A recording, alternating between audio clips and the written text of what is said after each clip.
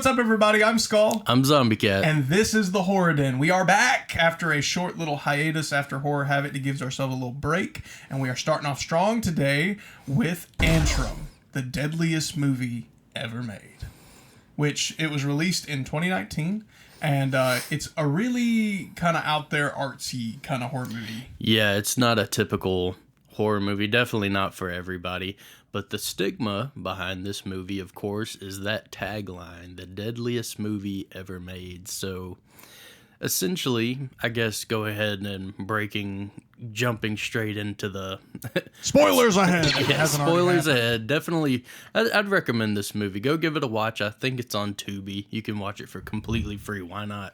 But if you don't care about spoilers, or you've already seen it, so here's our deep dive.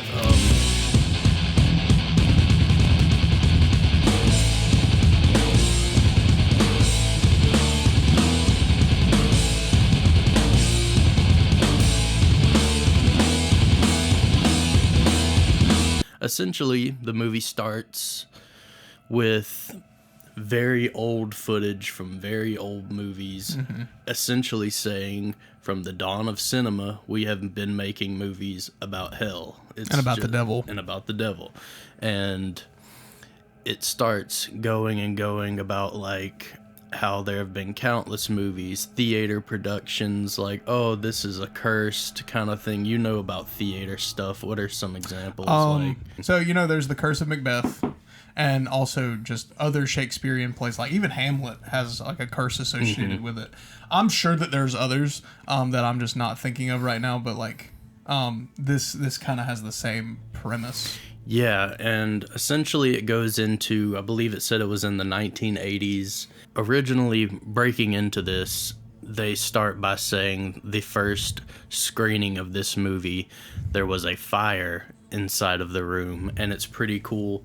They talked to some people who I guess were there, and they're like, typically a fire in a theater would start from the projector room, but it didn't. It started from within the audience and in multiple places. Yeah. That's spooky. That's very spooky. And then I think they said it went to a few film festivals, and like people would be dying of like strokes, heart attacks. Like it gives us like one person died of a seizure, one person died by electrocution. Yeah, or car wrecks. Like, and then there was another screening, which I believe this was the final one before it went missing. Basically, there was a theater full of people who were about to start watching this movie, and they all started feeling very anxious, like they wanted to get out, like they were like, I don't want to watch this and stuff, and the doors were locked. Every exit was locked, so they started stampeding and fighting and just going absolutely insane. And it said that a pregnant woman got trampled. And like there was like 30 some odd injuries reported.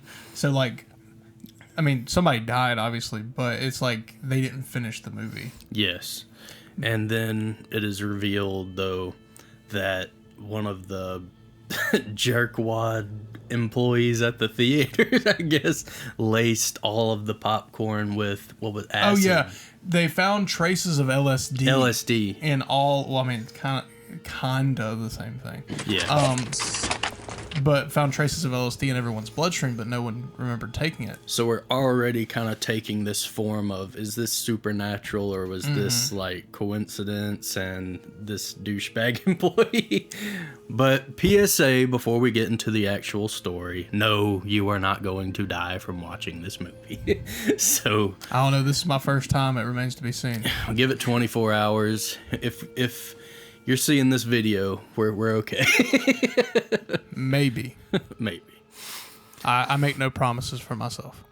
So, essentially it talks more about the science behind it. Like, they're basically saying, like, can something be cursed that is art form, essentially? And it's pretty cool because Papa Meat just posted a video about this kind of topic, talking about cursed objects, and one of the things he was talking about was an artist, like a painter, and everything about him was just catastrophic. So Right. it's like, do you think, outside of obviously the fiction that is this movie, it's like, do you think there is I don't think in an art form something could latch on to you. I disagree. So you think there could be a movie, like a cinematic movie? Okay, I don't really know.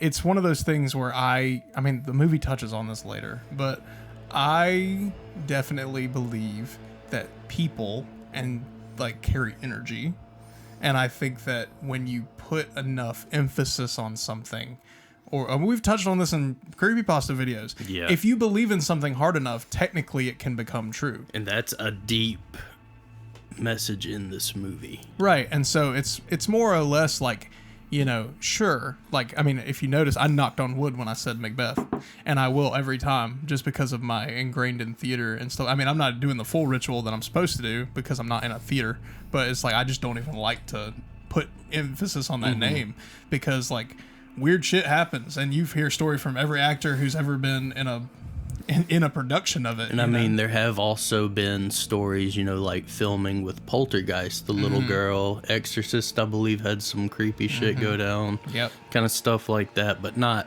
from viewing it necessarily. Yeah, I mean, I've never experienced something from viewing something. That's like back to what I was saying. It's like, I don't think you could watch something and by watching something become cursed. I don't know, but well, I'm a non-believer though, right. so and I'm a believer. I'm just putting myself in the mindset of if I was, I don't think that's how it would work.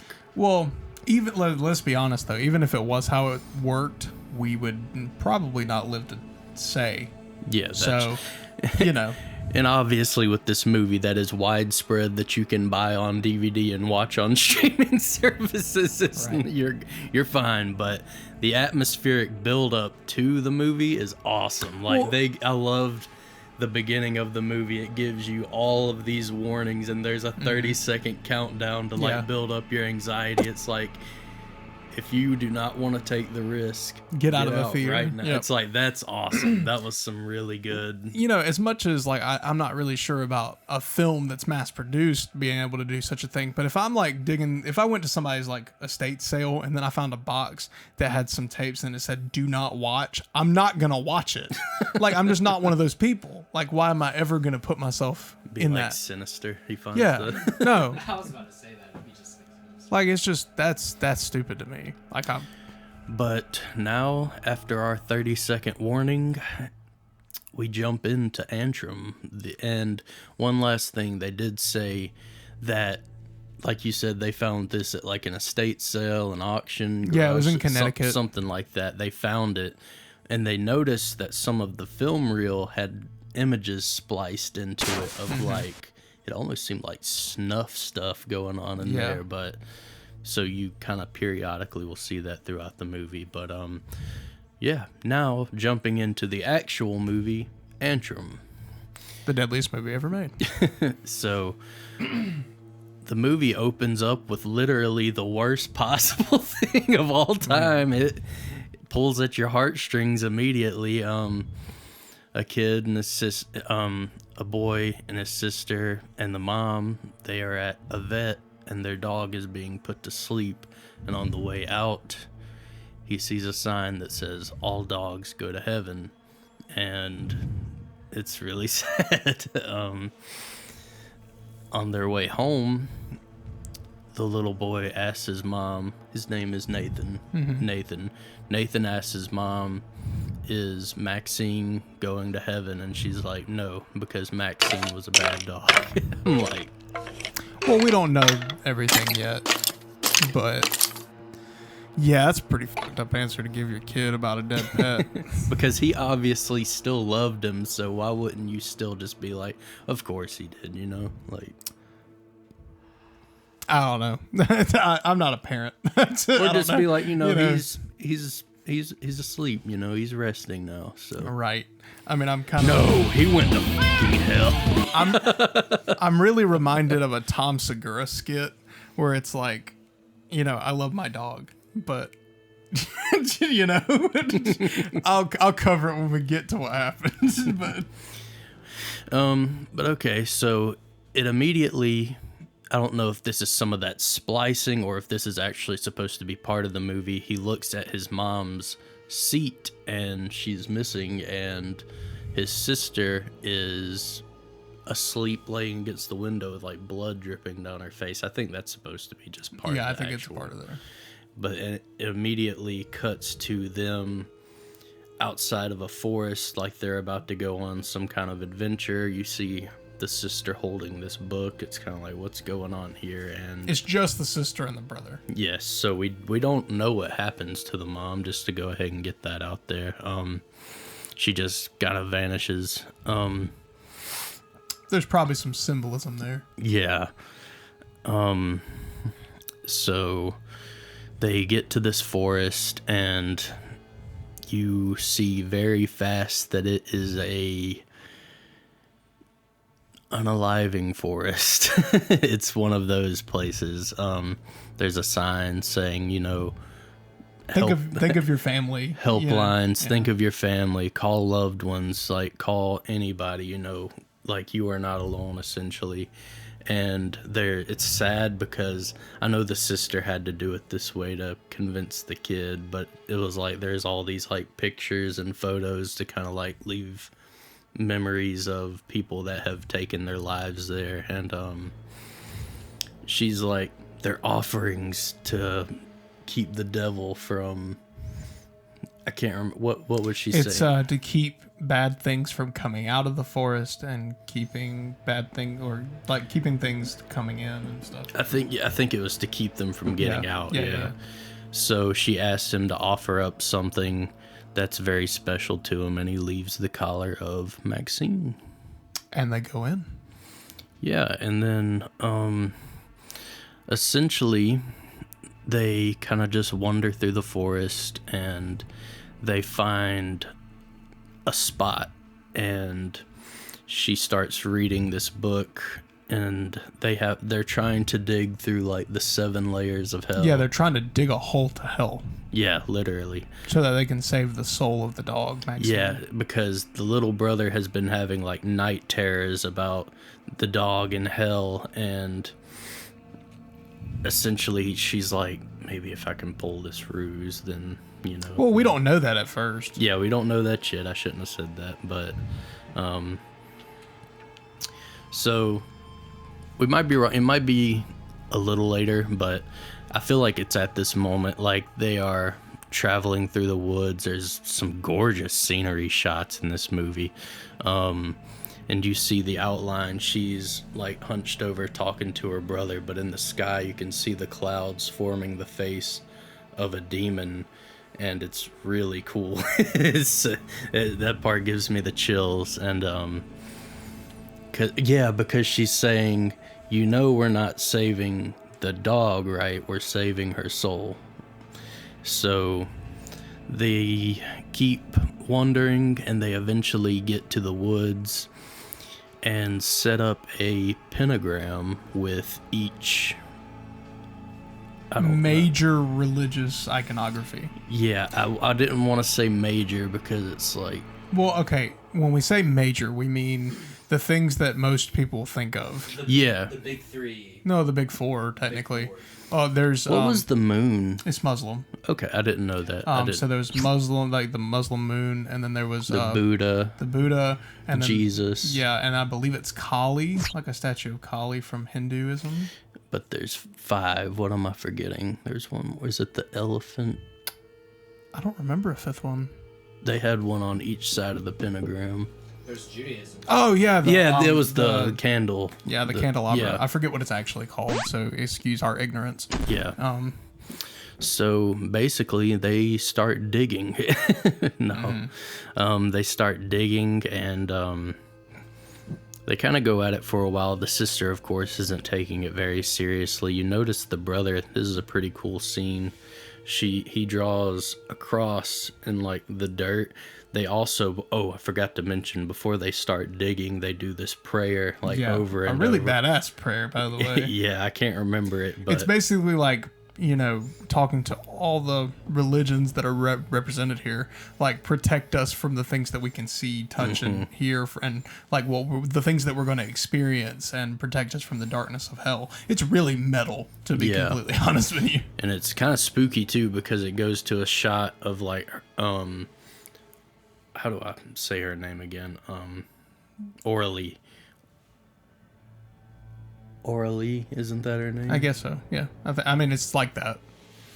But I'm just seeing like images of a character from Critical Role pop up in my head. Yeah, I think her name was Eerie, and it shows. Smite Lad gets it. There was like a camera shot of her looking up, and then she starts screaming the chant, and like the shadow turns black. But then when it gets softer, the light rises kind of back up, and then that's when they start digging. And I'm trying to remember, does anything eventful happen? The biggest thing is like I said I meant to say he draws this cross, and every time you see it flips. Sometimes it's upside down, and then other times it's right side up. So something cool is like around that time he presses his ear against the dirt, and he's like I think she says like we should be approaching the first layer or something like that, and he's like, I don't know, I don't hear anything. And he's like, well, what are we supposed to hear? And he says, trumpets. Which, that's fucking creepy. How does he know that? But, I mean, pretty quickly, like, things start to happen. Like, they see this squirrel, so this movie, the film that we are watching, is supposed to have been filmed a long time ago. And so we see this almost, like, stop motion, really creepy looking squirrel, but says she's like, oh look, that's a demon, they use disguises, and so we grab these pieces of like these sticks, and these are our wands, and we can chase away demons with them. And they have this really wholesome moment where they're like running around just being kids for the most part. And at this point, I think is when they kind of like take a break from the hole and they kind of go adventure out. Yeah, I mean, a lot of this movie is they dig, and then they explore the world around them. They see things, or specifically Nathan sees things. Like, I think even this early on, he sees like a figure in the woods. Yeah. We also get this really like chilling shot of them playing around with these wands, and then it zooms out, and there is like a decaying corpse like leaned up against a tree. Because once again, they are in a unaliving forest. So. Yeah, a dark forest, if you will. Oh, and there's also this whole lore that Orley talks about where it's like the deeper they go, the darker the woods is going to get. And that really does happen. Yeah. It's really cool. But they continue digging, and eventually they get to the second layer, which is when he just stops digging, and she's like, what's wrong? And he's like, we have reached the second layer. And also every layer has this really cool shot where it shows like this book, and it's like, it shows the name of the layer, and it's like, I don't know what language it's in, but then we hear a voice say the name of the layer. I think it's like a demon turning the pages. Right, yeah. I think it is, technically, yeah. But he's like, they scratched me, and she's like, who scratched you? And he shows his arm, and it's all scratched up, and he says, they scratched me. And so she then asks, like, did you do this to yourself? And he says, no. And now we're starting to piece together that the sister is not actually serious about this whole ordeal. Yeah. And also the book that she got way early, it was revealed earlier, it was given to her by someone named Ike. That's important later. But I think it's whenever, that night or something, they're laying in the tent, and she like he's trying to go to sleep, and she says, oh no. And he looks over, and he's like talking about Cerberus, the three-headed dog that guards the gates to the underworld, or the gates to hell in this instance. And he was like, should we be worried about that? And then she lets him know that he is chained to the gates of hell, which is in the 5th layer of hell. So, not yet. But she's trying to get him to brush his teeth. Yeah. And she's like, he can smell your breath. And then he decides to go brush his teeth, and he's like, you should wash your feet. It's really funny. And while he's out brushing his teeth with a dry ass toothbrush, I don't understand that at all. You see somebody paddling through the water with a nude woman sitting in the back, which I believe to be Charon, the boatman. which we learn who that is in the boat later, but we don't know right now.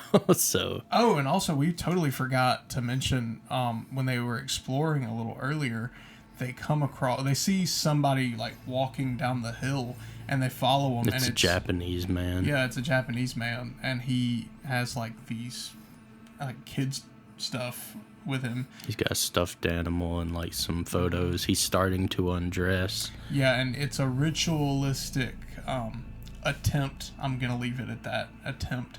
And Nathan stops him, and then he kind of gets his stuff together, and after saying I'm sorry, he walks back into the forest. Yeah, at first he seems kind of mad. He's like embarrassed, I guess, and yeah, I think it's more along the lines of like, get away from here. Like, this has nothing to do with you. I mean, I don't speak Japanese, but then in like clear English, he just says, "I'm sorry," and then he just picks up his stuff he bows and leaves. To them and leaves. So, the kid saved his life. Yeah, pretty cool.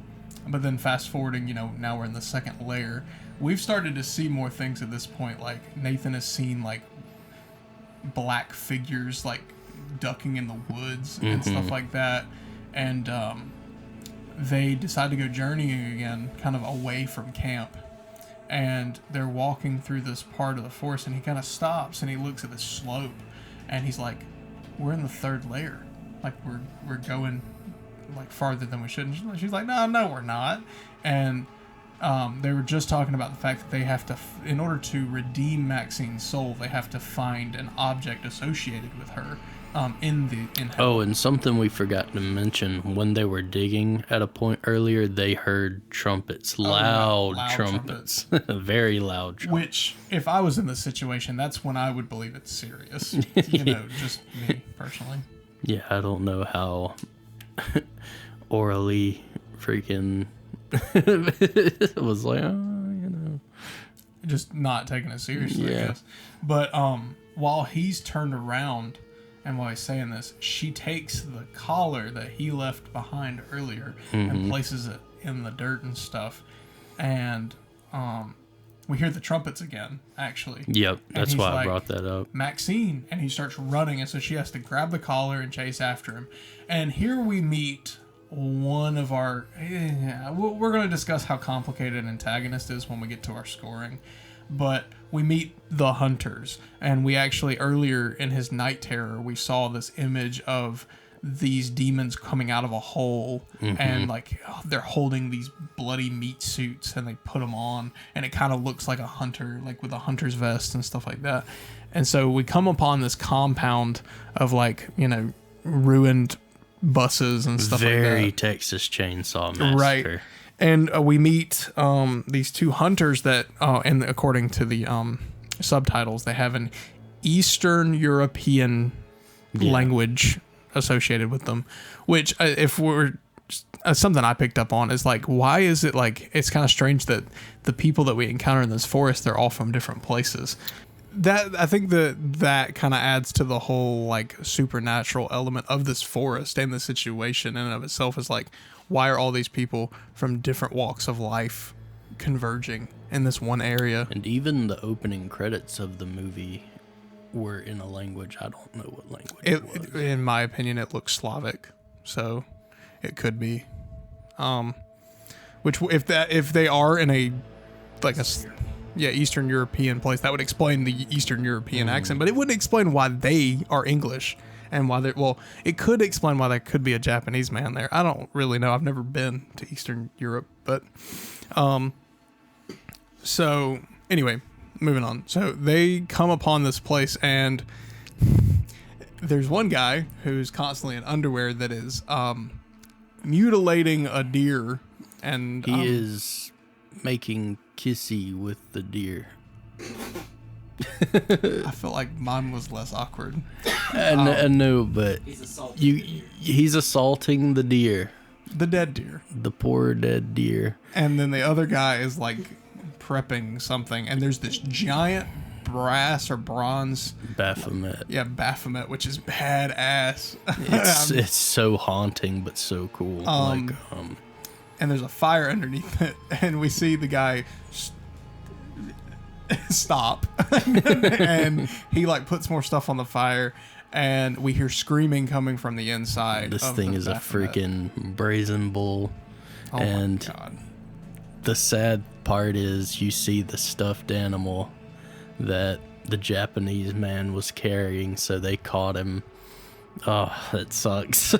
At this point, they decide to run, which the hunters have heard them. They don't immediately chase after them. Well, we don't know, but they run, and they seem like they're trying to run away, like from this area entirely, like just leave everything behind.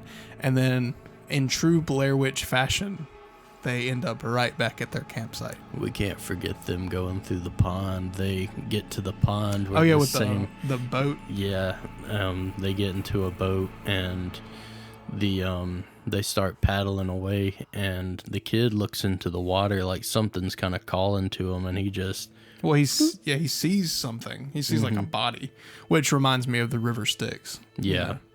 And he falls into the water, and she, of course, jumps in after him to try to save him, and she does.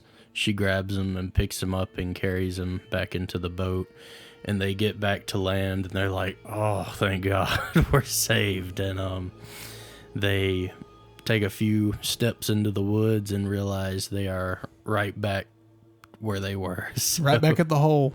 yeah, so at this point, I believe...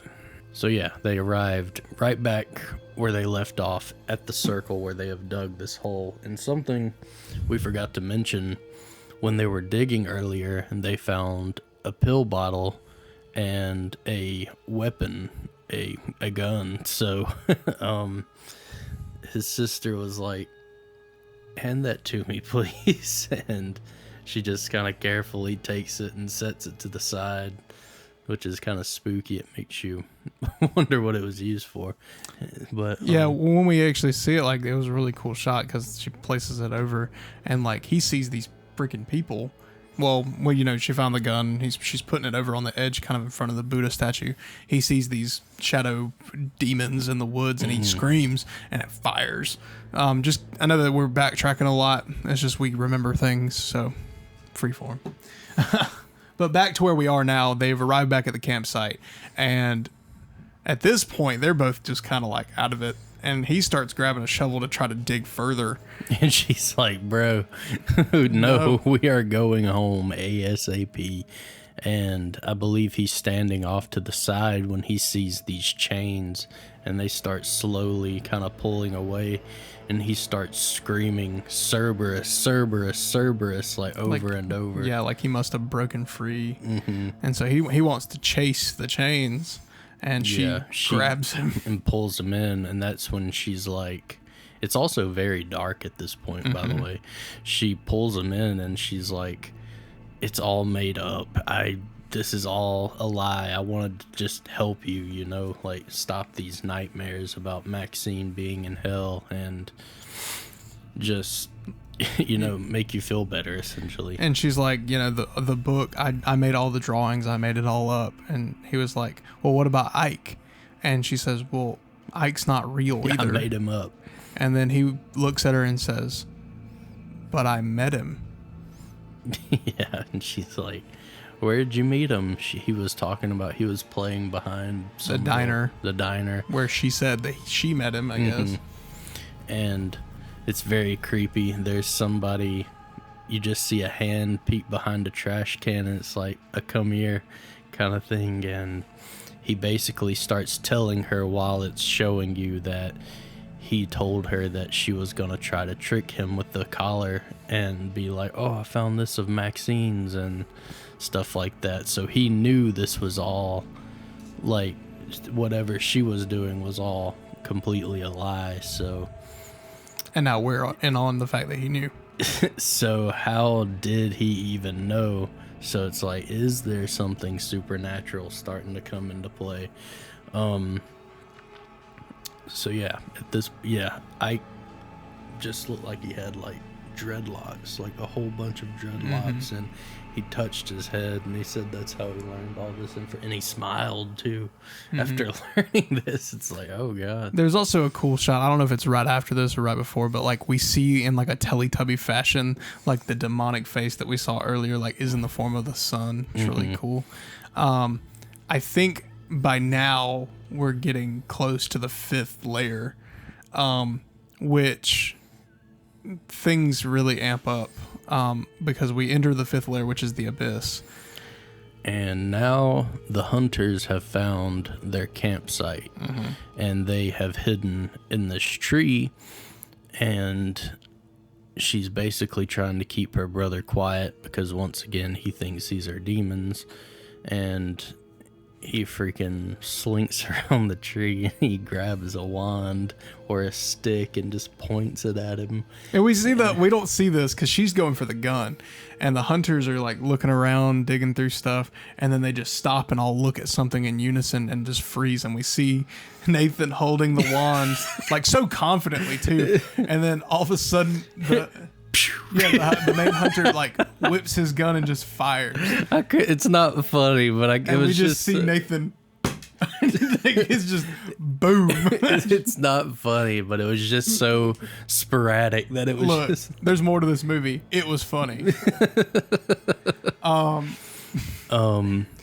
But then I believe they catch her as well. Yeah, and she I runs think for the gun, and then they boom her too. Yeah, but then Orly wakes up and they realize they were tranquilized, not shot. Yeah, we see this giant tranquilizer dart sticking out of Nathan's chest, which is why it was funny. He didn't die. So at least you didn't die. But they're carrying.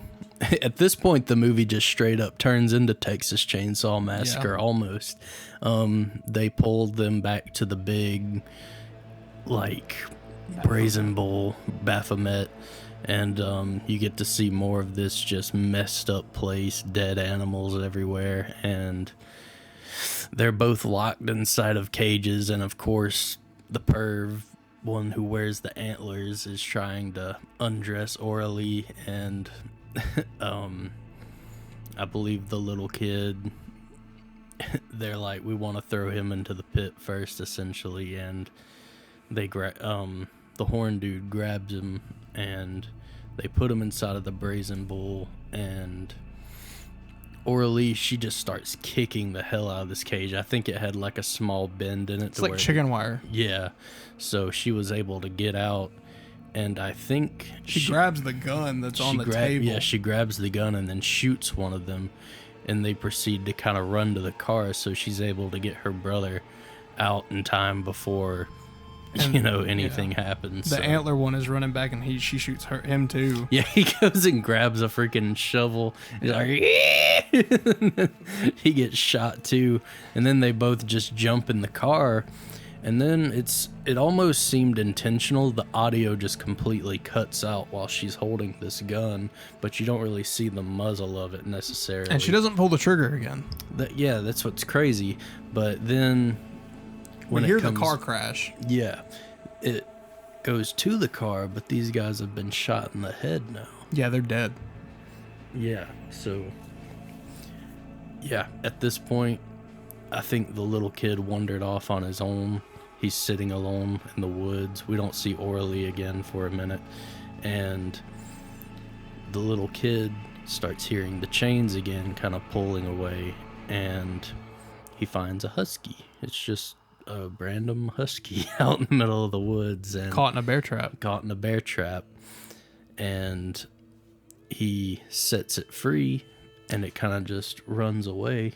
But also, by this point, it's revealed that the reason that Maxine was put down is because we saw it in a flashback previously. Maxine bit Nathan at like a picnic. Yeah, they were having a picnic, and the dog just kind of had one of those kind of aggressive moments and bit him on the arm. The reason that this husky is significant is because the bear trap is on the arm of the husky. I believe it's the same arm that was bitten on Nathan. And so Nathan sets it free, and there's this really moment where, the husky climbs up on this hill and like looks back at him before departing into the woods. But then Nathan hears something else, and he just looks up and smiles, and we get a fake out the end. But there's more, of course.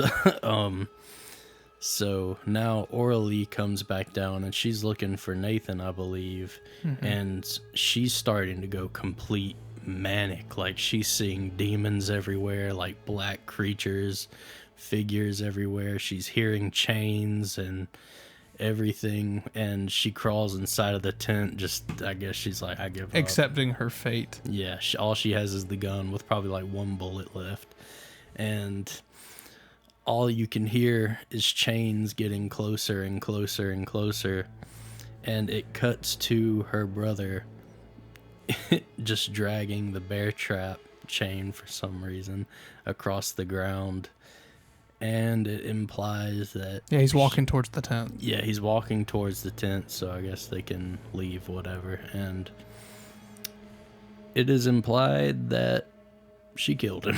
So yeah, that's the end of the movie inside the movie. And then we get this cool little thing during the credit sequence, because if you pay attention during the movie, there are these symbols that pop up on the film grain, and then it's explained that they inspected the film and that there was these pieces of plastic with these symbols etched into them. There's also audio cues. It was like, I can't remember what it was. Our cameraman would probably know if he saw the scene, but it was like there's something about 500.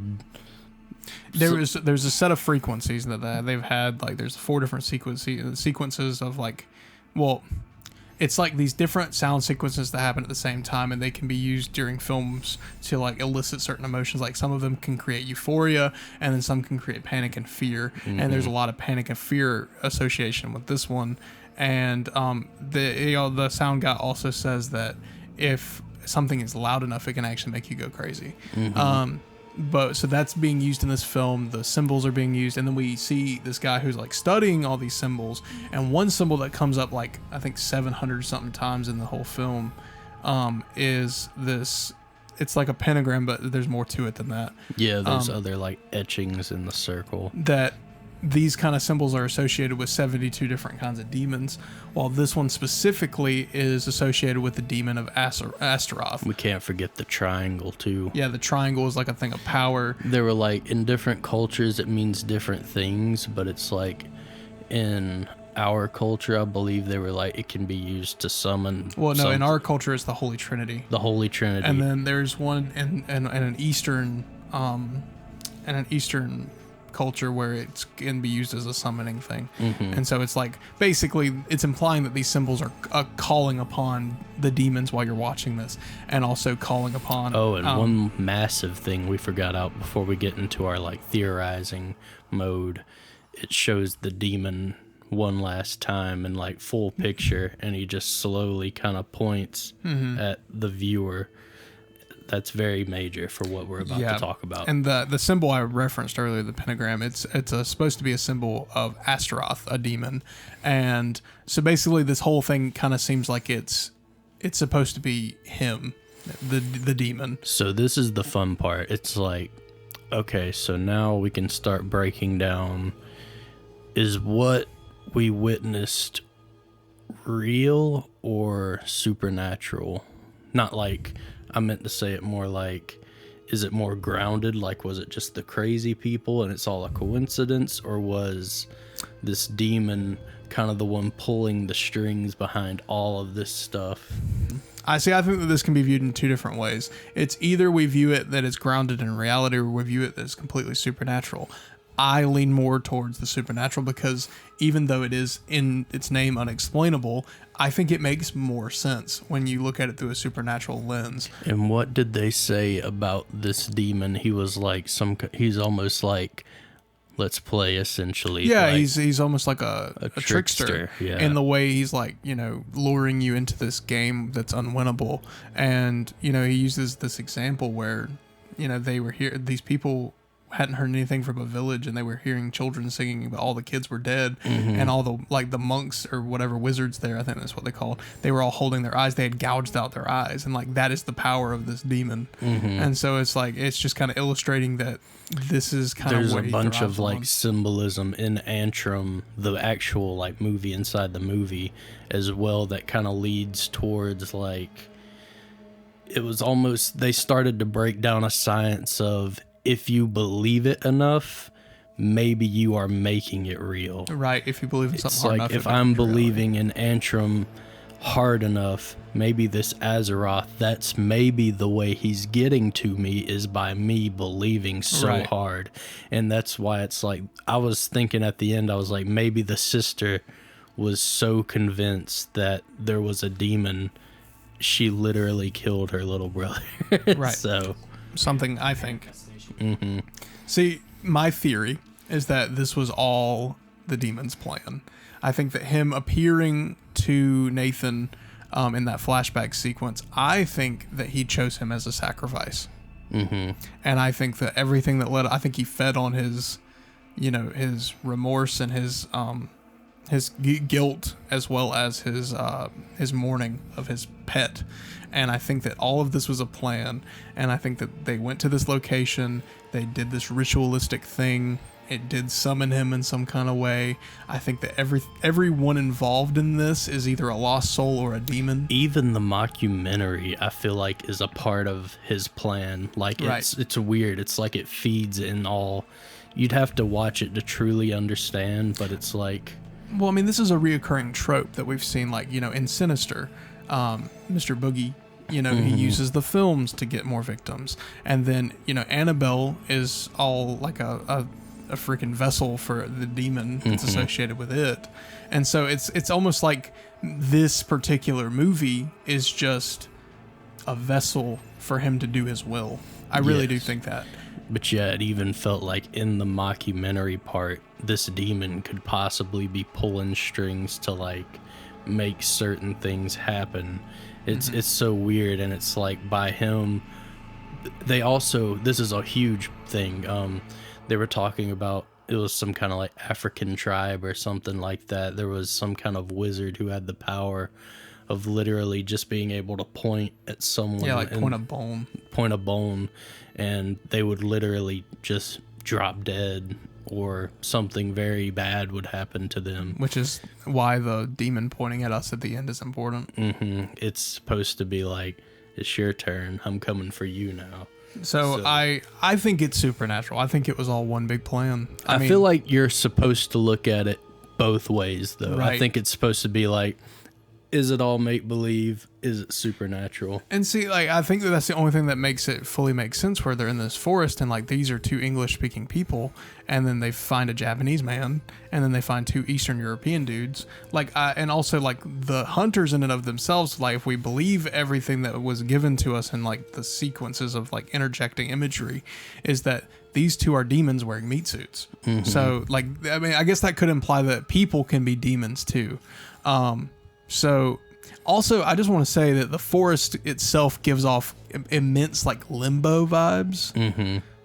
So I mean, we could, there's a lot of symbolism. There's a lot of like guesswork that goes into it. It's a lot of interpretational work that goes into it. It's really fun to theorize on, though. Like, I'm having a ball just like, because it's just, there's so many little moments you pick up. It's like, maybe that was the demon's plan right there, or maybe it's just a coincidence. It's like, and it's just being perceived that way because we know there's a demon, you know what I mean? It's like, so I think that's the intention. It's like 50-50, but it once again just kind of wraps up though with them giving like some science explanations behind. That's mainly the big kicker. It's like, is if you believe it enough. And, something that you mentioned while we were watching it is that this is your second time watching this movie. And you said it's better the second time. Yeah, better second time. And see, this is my first time. Go figure. But he liked it better the second time. So maybe if you do watch it, like, give it some time, like a couple months, and then watch it again. You may pick I feel like I didn't look this deep into it the first time, and that might be why. Yeah. I mean, it's a deep movie. I mean, I'm sure that it would take a lot to... it's not traditionally scary. It's very artsy. Atmospheric. Yeah. The atmosphere in this movie is so scary. Like the music, the way it's shot with like the film grain, seeing like these symbols and messages with like the random snuff film inserts.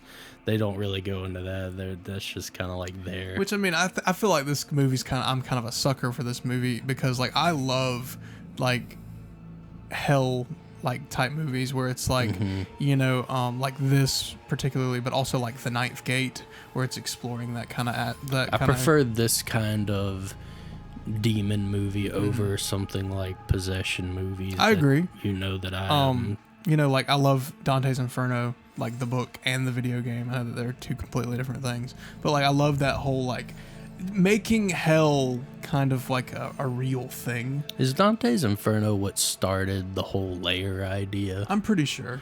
Because I don't think hell was ever based off of anything like that until Dante's Inferno. There was the painting, wasn't there? There's some painting, I feel like, where it kind of like...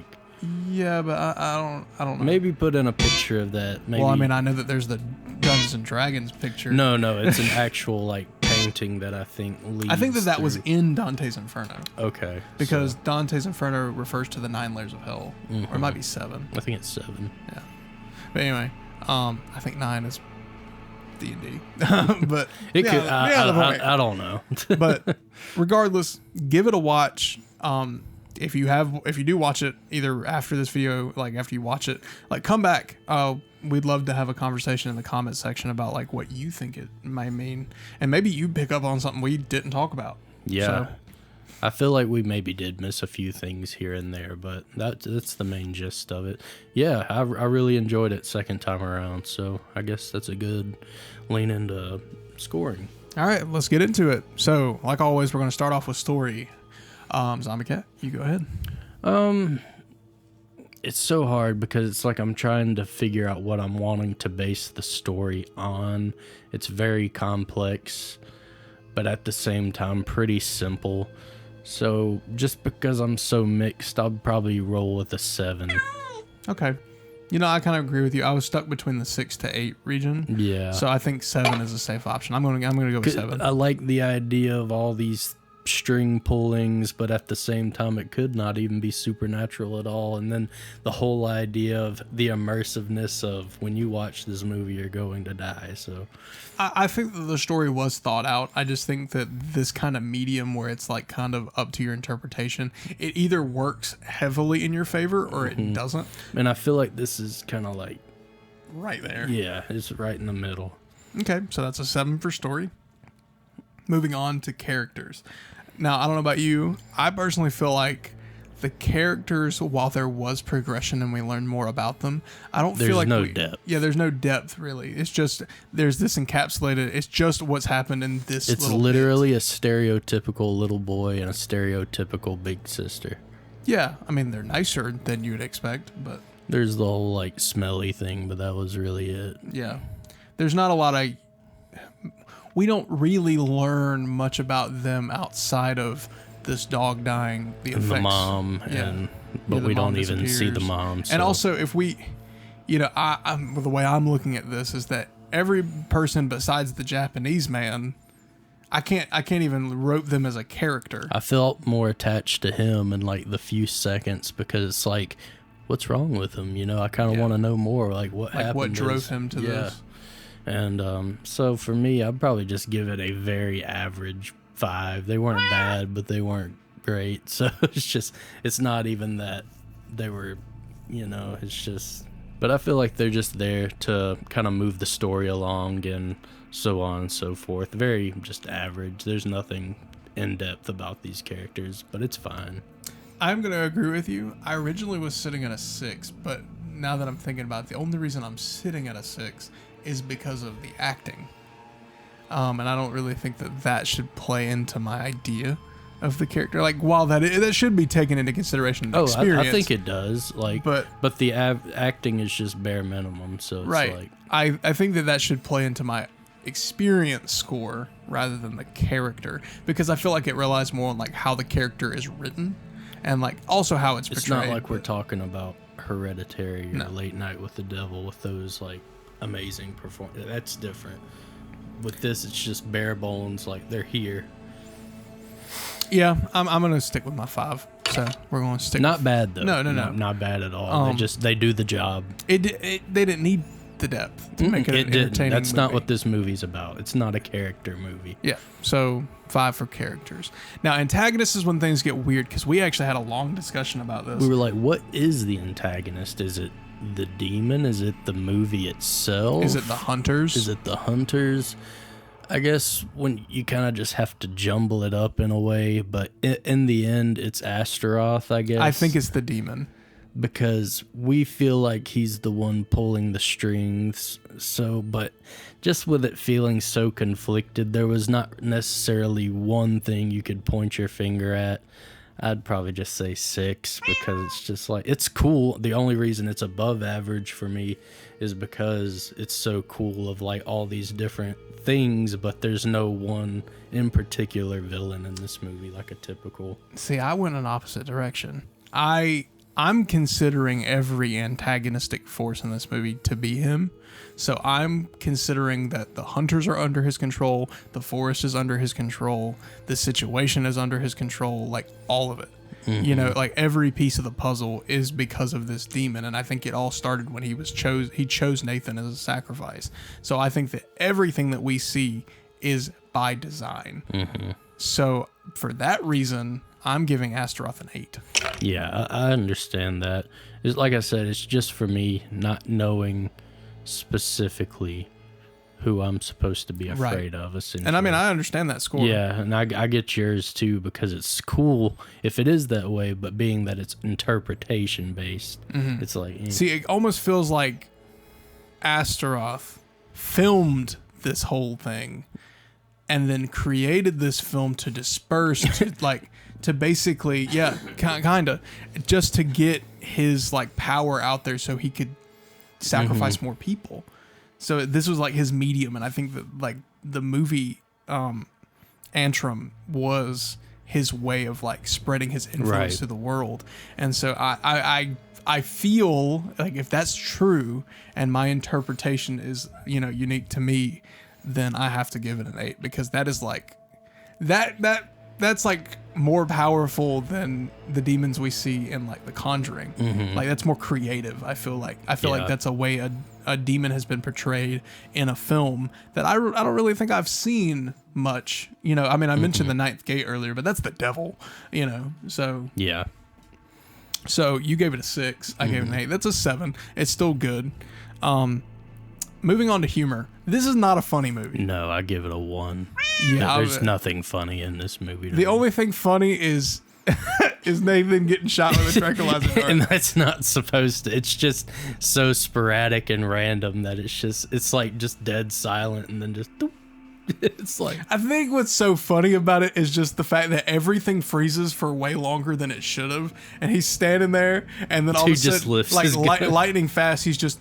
and it's just, oh shit! It's not supposed to be funny. That's the only reason it's get 1 point, just because that random moment. I'm gonna also give it a 1. It's not funny though. No, there's and that's not a bad thing in this movie. No, I mean there's just some. I feel like it would ruin the atmosphere that this movie oozes. Well, there is the whole like, you know, the stinky sibling shit. Yeah, it's not. But that's just brother and sister. It's a 1. So 1 for humor. Scariness, I'm always a fucking stickler when it comes to scariness. This movie is a very specific scary. Yeah, and for me, see, it didn't make me feel on edge. Like the atmosphere didn't capture me the way that it captured Zombie Cat. So I want to preface this before I give my score. I like the movie. This is in no way, shape, or form saying that I think it's a bad movie. It just did not personally scare me. So for that reason, for scariness, I am giving it a 4. Yeah, I can see that because even the people talking about the movie in the mockumentary, they're like, this isn't gonna like make you jump out of your seat or anything like that. It's just, to me though, they nailed the atmosphere and music so much to a point of me giving it a 5. Like, just because I love the atmosphere in this movie, the scenery and just everything, like the music mixed with it, like the main kind of repeating song reminded me of the song in Rosemary's Baby, which is awesome. So that's very scary. See, I think that's my issue. I think I'm taking the atmosphere of this movie and I'm comparing it to other atmospheric horror movies that we've watched in the past. And for me personally, it just doesn't equal up in terms of scariness. And that's no way, shape, or form for making me say that it's a bad movie. I'm going to buy this movie. I'm going to rewatch this movie. You know, it's going to be a part of my rotation. I liked it that much. But like, I don't know. It's just when it comes to, I've seen it, the atmosphere captured better in other films. And I know that we're just looking at this movie. I think a better way to put this movie is uneasy. Yeah. I agree. Yeah, even like the scene with the demon in the sky, that really kind of got me. And then the scene where like, it's just, how do you say the demon's name again? Astaroth. The scene of it's just him. And it lingers a little too long for comfort. That got under my skin. See, I think that this kind of scare tactic, I think it really came up. The best example of it is in The Exorcist, where we see like the flashes of Pazuzu. You know, it's like that. It's just like it's always there. It's a lingering force in the background, and I like that a lot. Which we didn't even mention that in the breakdown. The scene of just the demon just sitting there smiling, like it goes on for at least 45 seconds to a minute. And it's a good shot too. It's it goes on a little too long for comfort in a good way. So I gave it a 4. You gave it a 5 for scariness, which gives us an average of 4.5 for scariness. Now, here's where the movie's going to shine for me. Experience. How we felt about the movie as a whole. For me, it's like nothing revolutionary. It's a great just movie. It's pretty fun, pretty cool. Once again, the atmosphere, taking like the super cool, unique stuff with the story. I'd probably just give it like a 7. So like just a very solid 7, well above average. And it's just like, because I mean, it doesn't like blow me away, but it's like, it's damn good. It's pretty good. I don't think it deserves a 9 or higher. No. However, for me personally, like this really captures a niche in my interests in certain horror movies. For that reason, I'm going to give it an 8. I feel like it's not perfect, and I feel like it's not even a 9 approaching perfect. But I feel like if I give it less than an 8, then I'm taking away from how interested I was. In like what's going on. Especially once you start deep diving, I feel like that's when the interesting kind of comes up. Because while this didn't scare me in any capacity, and it's not funny, which is a good thing, and you know the story is kind of like it's unique, but it's and then the characters are kind of meh. Like I think that it added up for me together to create a unique experience that I'd never seen before. And you know, it kind of reminded me of nods to like The Exorcist. It reminds me of nods of like Blair Witch in a way. It reminds me of nods of like, you know, even The Empty Man kind of. The Texas Chainsaw Massacre. Yeah. So it's kind of like I was really interested because I had never seen a movie quite like this before. And so, you know, even like there's, you know, the inspirations of like Hereditary and stuff like that with like the subliminal messages and all that other jazz. But it's just, I really liked it. And so I feel like for me personally, I can't give it less than an 8. Yeah. I do feel like that's probably very different for a lot of people. There's probably a lot of people that probably turn this on and be like, this is stupid. Yeah, I know that I might be in the minority in my feelings. Like, it's a movie that I imagine did well. You'll have to put up like the Rotten Tomatoes score or something. I could imagine this being like right in the middle, maybe like 60-70%. I can definitely see this being a little too artsy for people. Yeah, it's like Skinamarink, but it's better than Skinamarink in my opinion. Because Skinamarink is nothing but artsy fartsy. That's it. Whereas this at least does have like pieces I'm putting together, and it's like, okay, there's stuff happening, you know. I think what's pulling the weight for me so much in my experience score is my opinion on the demon. I think that's what's pulling the weight, because when you look at it, especially if I rewatched it, if I looked at it, that whole movie through the lens of all of this was like pre-planned and it was just like these people were that just makes pawns. It a lot. But the reason I went lower was just because we don't know. Right. Which I'm making a choice, you know, in my decision. And that's what they want you to Yeah. And so, you know, if you disagree with me, that's fine. I want to hear about it. Like, well, let's talk about it, you know. create a discussion. Yeah, this is a very discussable movie. So you gave it a 7, I gave it an 8. That's a 7.5 for experience. Good movie. Yeah, great movie. I'm definitely going to buy it as soon as I can and probably rewatch it because it's really interesting. I really liked it. It touched on something that I haven't really thought about in a long time, and like the whole concept of like going through the layers of hell. Like I've always loved that, even going back to Greek mythology. Before we head out to something cool, it'd probably be impossible, but this will be a great movie to pull a prank on a friend. Like, dude, if I found this movie. Somebody who's like, maybe if somehow you could get it on like a VHS tape or something, that would be and you're cool. like, dude, I bought this at some yard sale or something. Just pop it in and somehow like splice the credits out or so. I don't know. Yeah, like you can make it like a prank true somebody. snuff film. Oh, that'd be badass. Oh my god. I'm trying to think about who we would pull it on. I don't know. You. Me. It probably would have worked on you. You know what? Kiss my ass.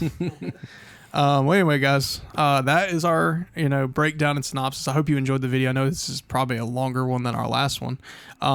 Sorry for the long break, guys. We wanted to take a break after Horror Havoc. But we got some big plans coming to the end of December. Yeah, something very special. Yeah, So, we would like to go ahead and give a special thank you to our lovely patrons. If you would like to join our Patreon, here is the link down below. But with all that being said, we are back full swing. Keep an eye out for any upcoming things. And more importantly than anything else, stay spooky out there.